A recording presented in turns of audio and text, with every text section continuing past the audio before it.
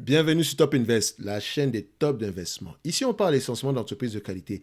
Avons-nous une opportunité d'investissement sur Yum Brands? C'est la question à laquelle on va essayer de répondre en se basant sur les états financiers de la compagnie. Je rappelle que ceci représente uniquement mon point de vue et non un conseil d'investissement. Et comme d'habitude, je me réserve le droit de me tromper. C'est une demande d'analyse ici pour un abonné Top Premium. Je rappelle que dans le service Top Premium, vous pouvez demander des analyses quantitatives, qu'on appelle vulgairement analyse fondamentale, et avoir la certitude que ça va être fait.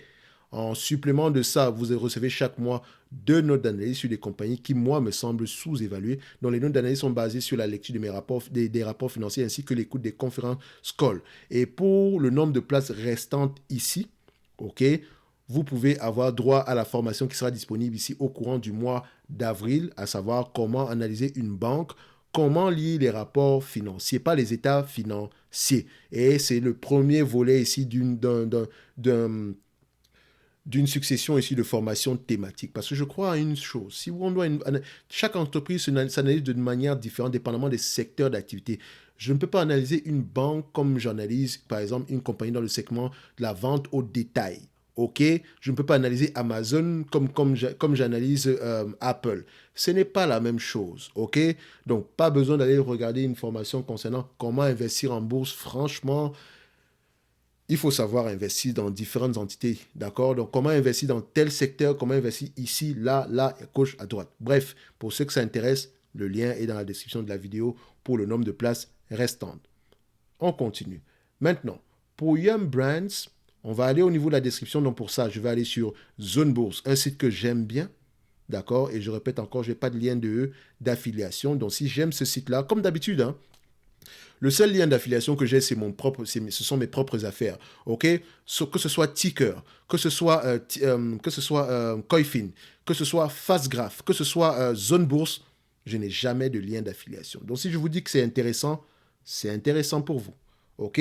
Donc, enfin, c'est intéressant pour un investisseur ici individuel. Maintenant, Yum Brands figure parmi les premiers groupes mondiaux à mettre dans la watchlist, s'il vous plaît. Vous verrez l'étoile sur l'imagette de la vidéo ici. Donc, c'est une compagnie un peu comme McDonald's. Donc, figure parmi les premiers groupes mondiaux de restauration rapide. Et quand on parle de restauration rapide, s'il vous plaît, meet le bail. J'en ai parlé et je reparle encore. Ne faites pas comme si on ne vous l'avait pas dit.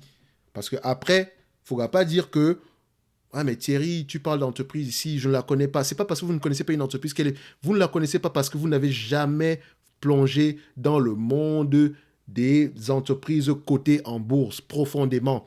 Vous connaissez juste ce qu'on connaît en surface. Coca-Cola, Procter Gamble, Stanley Black Decker, 3M, ce genre de, je ne dirais pas entre parenthèses, bêtises. Parce que ce ne sont pas des bêtises, ce sont des très belles entités, ok? Mais il y a plus que ça. C'est vaste. Et vous êtes uniquement en France, les yeux fermés. En Allemagne, vous ne connaissez pas. En Suisse, vous ne connaissez pas. En Belgique, vous ne connaissez pas. Au Canada, zéro. En Angleterre, zéro. Les amis, ouvrez les oreilles. C'est important. Yum Brands, belle entreprise à avoir en portefeuille. Certain. Je n'ai pas dit en portefeuille, non, plutôt en watchlist. OK? Figure parmi les premiers groupes mondiaux de restauration rapide, le groupe Develop, exploite et gère en propre et sous franchise. C'est important. Quand vous allez lire les rapports financiers, qu'est-ce qui est en propre, qu'est-ce qui est en franchise? Des restaurants sous les enseignes. KFC, vous connaissez? Oui, certainement. Pizza Hut, vous connaissez? Oui, certainement. Taco Bell, vous connaissez? Certainement. Et de Habit Burger, ça je ne connais pas, malheureusement. Donc, on a plusieurs enseignes ici. Je connais 3 enseignes. KFC, Pizza Hut, Taco Bell. Vous, votre rôle est de lire dans les rapports financiers KFC représente quel pourcentage, Taco Bell représente quel pourcentage et Pizza Hut représente quel pourcentage. On va se limiter là. Quoi qu'on a l'information à ce niveau-ci, c'est possible. Moi, j'aime. Zone bourse là, franchement, les gars, Market Screener, vous êtes bons. Franchement, j'aime ça. Au fur et à mesure que je lis, au fur et à mesure que j'utilise vos sites, franchement, oui, chapeau. Il y a quelque chose, je pense qu'on a ici quelque chose d'assez intéressant pour les investisseurs francophones, parce que chez les anglophones, on peut trouver des sites équivalents ou bien meilleurs que ça. OK? KFC, magnifique. Taco Bell, 34%.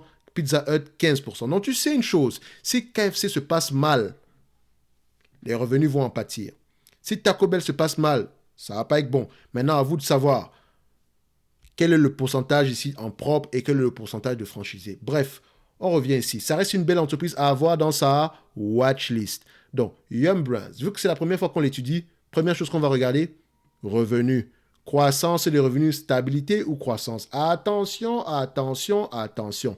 Comme je le dis toujours, hein, vous allez regarder les revenus pareil, vous allez vous dire que, ah ouais, mais les revenus sont décroissants, machin. Frère, tu ne peux pas savoir si les revenus sont décroissants si tu ne sais pas pourquoi. C'est une compagnie ici qui a eu tendance à faire des scissions. Parce que quand tu regardes Yum Brands, il y a Yum China. Ça existe. C'était une partie de Yum Brands. Sauf que maintenant, c'est uniquement en Asie, en Chine. OK? Donc, fais très attention. D'accord? Tant que tu ne sais pas pourquoi est-ce que le revenu a baissé, ne tire pas des conclusions hâtives. C'est la raison pour laquelle, par exemple, quand on parle d'analyse fondamentale ici, on se limite uniquement au quantitatif. J'aime souvent dire aux gens, chop mes crises, comme on dit chez nous. Calmez-vous, d'accord? Réfléchissons un tout petit peu. Maintenant, nous avons une compagnie ici qui a des revenus, je dirais, à partir de 2016 ici, assez stable. On a connu une période de baisse ici, mais je suis sûr qu'il y a une bonne raison derrière. OK? Il faut aller vérifier ce qui se passe. OK? Donc, en supplément de ça, le revenu a diminué, comme on le constate ici. Est-ce que les marges brutes sont restées stables ou bien ont augmenté? Ici, on voit une augmentation des marges. Il y a de fortes chances ici que cette entreprise-ci ait vendu une grosse majorité de restaurants sous propre, qu'elle ait vendu, qu'elle ait transformé ces restaurants en mode franchisé. C'est la raison pour laquelle les marges brutes augmentent. Parce que si vous connaissez à peu près ce secteur d'activité, et comme je vous le dis toujours, on n'analyse pas une entreprise dans le secteur je sais pas moi, des banques comme dans le secteur ici de la restauration. Ce n'est pas la même chose, les amis. Investir là, c'est pas une généralité, c'est une particularité. C'est sûr que la généralité, c'est mettre le moins d'argent possible pour générer le plus de rendement possible. Non. D'accord? Il faut investir dans des entreprises qualitatives. Et dépendamment du secteur d'activité, chaque entreprise est différente. Et comme je le dis toujours, ceux qui auront un abonnement dans le service Top Premium, vous aurez toujours ici une réduction par rapport aux différentes formations qui vont avoir lieu dans les mois à venir. Parce qu'une entreprise dans le segment des... Comment on appelle ça? Une entreprise ici dans le segment ici de la grande distribution ne s'analyse pas comme une entreprise dans le segment ici, voilà, de la restauration. Non, les amis. Simple. Entre parenthèses, le same store sales doit être important comme métrique ici. SSS. Tac, tac, tac. D'accord? Donc, allez-y vérifier ça. Bon, c'est la même chose également dans toutes les ventes au détail. Same store sales. Quand vous regardez une entreprise qui a des magasins ou une chaîne de magasins dans la tête directement, same store sales. Same store sales. Same store sales. On continue? Je ne pense pas. Je pense que vous avez compris présentement. Maintenant, on continue. Marge brute croissante, on peut le vérifier alors que les revenus sont décroissants. Ça veut dire quoi? Ça veut dire, comme je l'ai mentionné tantôt, c'est une entreprise ici qui a à peu près vendu certains restaurants, d'accord, pour que ces restaurants-là deviennent des franchisés. Les marges sont plus élevées quand on a un modèle de franchisé, les amis. Oui, c'est plus élevé. Quand on regarde les marges brutes, les marges EBITDA croissant, ben, les amis, voilà, c'est croissant. On va se limiter là. Parce qu'en fait, je dis souvent une chose, ça me dérange souvent quand on voit comment on analyse des entreprises de la même façon. B, PER, EPS, machin. Une banque, une compagnie dans la restauration, ou une compagnie dans la grande distribution, ou une compagnie ici dans le segment ici des matières premières, ça ne s'analyse pas de la même façon. C'est différent. Les questions à poser sont différentes. D'accord? Si vous pensez le contraire, là, vous êtes en train de faire une grosse erreur. Voilà. C'est pour ça que c'est compliqué d'analyser, d'investir dans des compagnies individuelles. Parce que les questions ne sont pas les mêmes dépendamment des secteurs d'activité, les amis. C'est pas la même chose. Oui, c'est pas la même chose. Bref. Ici, on a une entreprise, les revenus baissent. Les marges brutes augmentent. Les marges EBITDA augmentent. Ça sonne comment dans vos têtes? Comment est-ce que pour vous, c'est normal? Normalement, une entreprise qui a des marges qui a des revenus qui diminuent devrait avoir des marges au moins stables. Mais ici, elle a des marges qui augmentent. Conclusion, c'est un modèle de franchisé. Parce que je sais une chose, c'est que dans ce secteur d'activité, c'est comme ça que ça se passe. OK? Jack Henry, associé. McDonald's. Comment on appelle encore ça? Le truc de CMG. Chipotle Mexican Drill. C'est le meilleur modèle, la franchise. Je facture pour le nombre, les ventes ici et je te facture ici pour la publicité et je te vends la marchandise. C'est la même chose avec MTY. MTY Food, qui est une entreprise intéressante, les amis. Ouh! Franchement, il va falloir que je commence à rémunérer tout ça. Franchement, ça me fait mal au cœur quand on s'intéresse à des entreprises les mêmes chaque jour, matin, midi, soir. C'est pas pour rien que je fais autant de vidéos. Parce qu'il y a énormément d'entreprises que vous ne connaissez pas.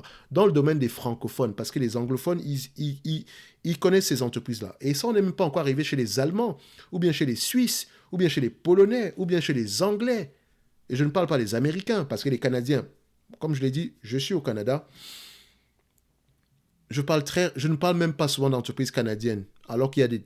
Bon, j'ai parlé de Descartes la dernière fois, qui est une belle entreprise. Et vous pouvez aller regarder sur Descartes. La vidéo a fait quoi? 100 vues, 100 personnes, tout simplement, ce n'est pas un problème. Hein.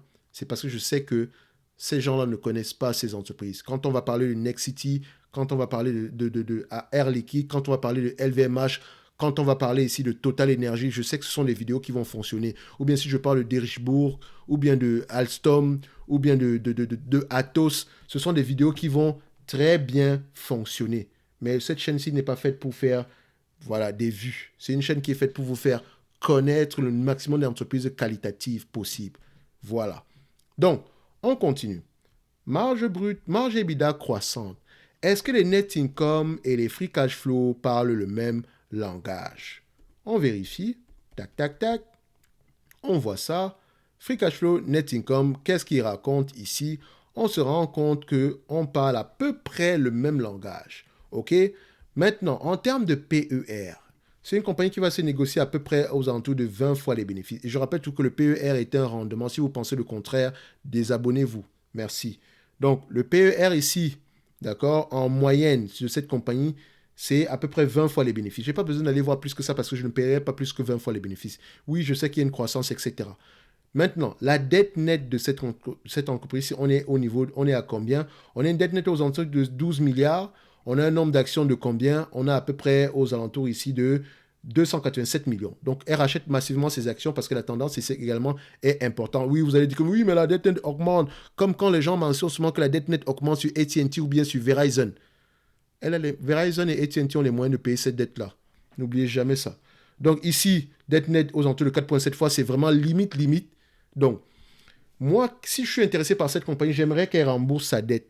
Ok, c'est très important pour moi. Je m'en fous du dividende actuel parce que je sais que tôt ou tard, dès le moment où la dette ici est remboursée au maximum, ou bien quand on soit aux alentours de 2,5 fois les EBITDA, le dividende ici prendra soin de lui-même. C'est une belle entité. Maintenant, au niveau de dette nette ici sur Jaune Bourse, on a à peu près 11 milliards 484.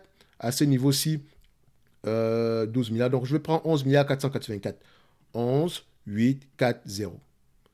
Divisé par le nombre d'actions, 2, 8, 7, ça donne combien? 41,25 $ par action de dette nette. OK, 20 fois les bénéfices. Je viens là, Fastgraft, Yum Brand. Attention, ce n'est pas Yum China. Ce n'est pas la même entité. Faites très, très attention. En termes de bénéfices net, ici, on s'attend à 6,68 $ en 2025. Donc, je prends très optimiste déjà parce que je sais que c'est un business assez... Ouh.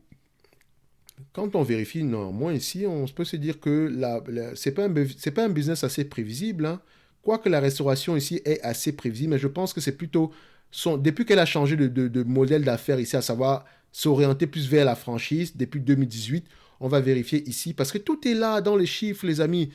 Quand est-ce que ça a commencé? 2014, 2015, 16, 17, 18. À partir de 2018, on commence à avoir une certaine augmentation et vous remarquez que ça devient de plus en plus stable. OK? Donc, je pense que ça, c'est une année de transition, mais comme je l'ai dit toujours, hein, allez vérifier vos propres informations. OK? Yum Brands, 20 fois les bénéfices. Et il y a de fortes chances ici que ce business soit assez prévisible. OK? Attendu à 6,68 $ en 2025. 6,68 6, 8, 20 fois les bénéfices. Moins la dette nette à combien? 41,25, je fais moins 41 $ l'action. Valorisation à 92,60 $. Donc, idéalement, ce n'est pas une entreprise que je vais acheter à plus de 92 $, 60, plus de 93 $. D'accord? Je marque ça ici. OK? Par rapport à ce qu'on attend en 2025. Sachez également que la dette nette impacte grandement ce raisonnement-là. Si on distribue la totalité des 6 $, ici par action, par rapport au prix actuel à 132 $, 1, 3, 2, on a un rendement de combien? 5%. Pour moi, c'est assez élevé. 5% de rendement, ça représente 20 fois les bénéfices. Donc, c'est-à-dire que ça représente déjà le prix de l'entreprise ici en prenant en considération, sans prendre en considération la dette. So, Yum Brands, pour moi, est surévalué. D'accord? Enfin, pour moi, hein, par rapport à ce que moi j'entends, c'est également une compagnie de croissance, ok? Je peux également me tromper par rapport à ça, mais je dirais, surévalué même c'est exagéré. Je pourrais même dire que c'est correctement évalué. On va le dire comme ça va. C'est correctement évalué, mais vous savez ce que ça implique. J'ai fait plus de 16 minutes, près de 20 minutes de vidéo ici, donc je pense que j'ai donné le maximum d'informations possible. Maintenant, à vous de voir si ça vous intéresse ou pas. N'oubliez pas, dans le lien de cette description, si vous avez, dans le lien de la vidéo, vous avez en description le lien vers le service Top Premium où vous pouvez demander des analyses quantitatives, avoir la certitude que ça va être fait. En supplément de ça, je partage ici 2 notes d'analyse par mois. On en est à la 6e, janvier, février, mars. Et ça veut dire également qu'il y a des notes de suivi pour ces entreprises qu'on a mentionnées précédemment. Ça ne veut pas dire qu'on achète bêtement, non. On lit les rapports financiers, on pose les bonnes questions. Donc, je vous le mentionne parce que les 74 places restantes, si vous vous rappelez, quand on a commencé à peu près à faire la formation ici thématique, on avait à peu près une centaine de places restantes. Là, il reste 74 places ici, d'accord, sans charge supplémentaire, donc vous payez uniquement pour le service Top Premium. Donc, si ça vous intéresse, que ce soit pour la formation ou bien pour le service Top Premium, c'est un deal pour vous. Parce qu'à la fin de la journée, le service Top Premium ici, la formation aura un prix plus élevé que ça. OK? So, comment analyser une banque, comment lire les rapports financiers disponibles avant la fin du mois d'avril. OK? On va se donner rendez-vous sur la prochaine vidéo et je pense que Yum Brands mérite une place dans votre watchlist. Merci.